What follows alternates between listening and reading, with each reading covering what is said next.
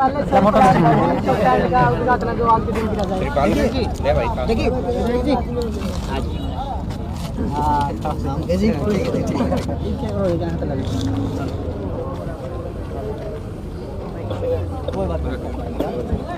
सौभाग्य, बल्कि मेरा नहीं, हमारा सौभाग्य उचाना परिवार का कि आज हमारे यशस्वी मुख्यमंत्री जी का जन्मदिन भी है और हमारे बस स्टैंड पर भी बसों का तो आवागमन स्टार्ट हुआ। तो ये सौभाग्य की बात है हमारे लिए, ये परमात्मा की माया है। सब कोई प्लानिंग नहीं थी, ये सब कुछ हुआ है, ये परमात्मा की कृपा से आशीर्वाद, इसी आशीर्वाद को लेकर आगे बढ़ रहे हैं।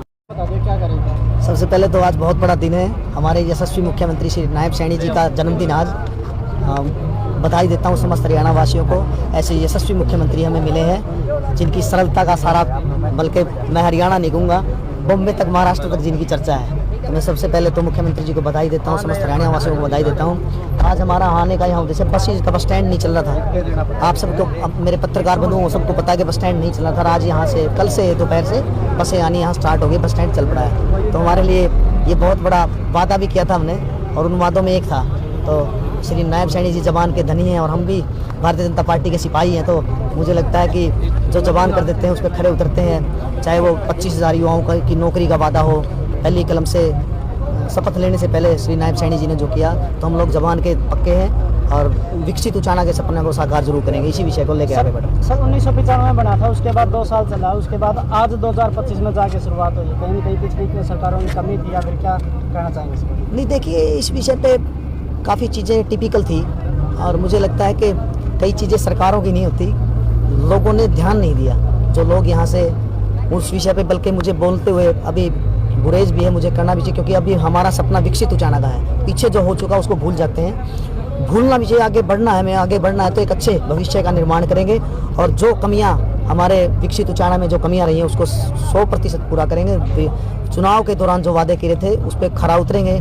पीछे जो हमने बस स्टैंड को लेकर, जो हमारे आप पत्रकार बंधु साथी सब साथ ये क्वेश्चन हमेशा पूछते थे हमारे से कि बस स्टैंड नहीं चला, तो आज हमारे यशस्वी मुख्यमंत्री जी ने हमारा वादा पूरा किया है। आपसे क्या वादा पूरा हुआ है, तो मैं तो सिर्फ आप लोगों को विश्वास दिलाता हूँ, पिछली चीज़ों को एक बार भूलते हुए आगे फ्यूचर में हमने जो वादे किए, विकसित उचाना के सपने को हम साकार करें, उसी को लेकर चलें। सर आसपास के गांव है वंचित रह रहे थे बस स्टैंड से, 30 साल पहले बना था, 6 मुख्यमंत्री 7 विधायक भी आ लिए थे, लेकिन बड़ी बड़ी पावर भी रह ली।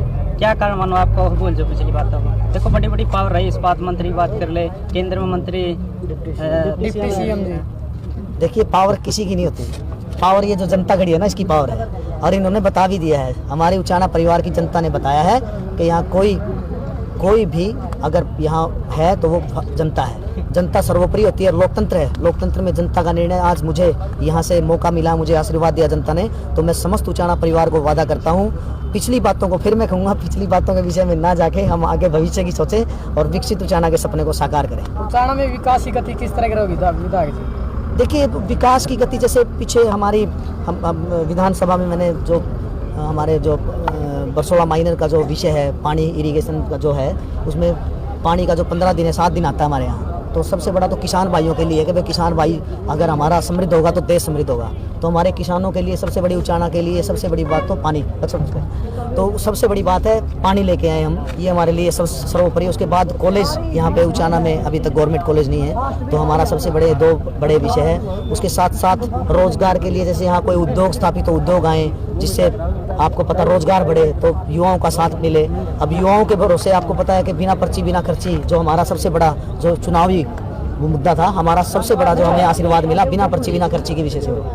तो ऐसे ऐसे ऐतिहासिक फैसले हमारे मुख्यमंत्री, हमारे पिछले मुख्यमंत्री, भूतपूर्व मुख्यमंत्री श्री मनोहर लाल खट्टर जी की अगुवाई में देखिए कितने बड़ा ऐतिहासिक निर्णय था ये, और उसी को लेके आगे बढ़ रहे हैं।